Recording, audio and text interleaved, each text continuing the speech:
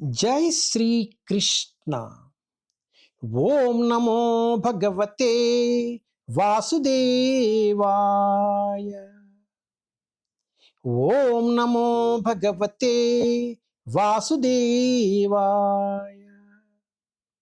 ओम नमो भगवते वासुदेवाय। जय श्री कृष्ण।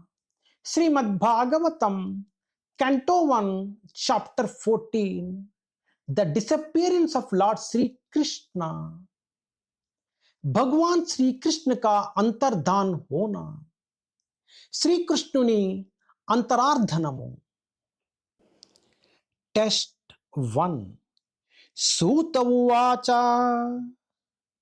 सप्रस्थित्वे द्वारकायं सप्रस्थित्वे द्वारकायं जिष्णो बन्धुदिदृक्षाय जिष्णो बन्धुदिदृक्षाय ज्ञातुं च पुण्यश्लोकस्य ज्ञातुं च पुण्यश्लोकस्य कृष्णस्य च विचेष्टितं कृष्णस्य च विचेष्टितं। सूत उवाच संप्रस्थिते द्वारकायं जिष्णो बन्धुदिति वृक्षाय ज्ञातुं च पुण्यश्लोकस्य कृष्णस्य च विचेष्टितम्। Translation. Sri Suta Goswami said, Arjuna went to Dwaraka to see Lord Sri Krishna and other friends, and also to learn from the Lord of his next activities.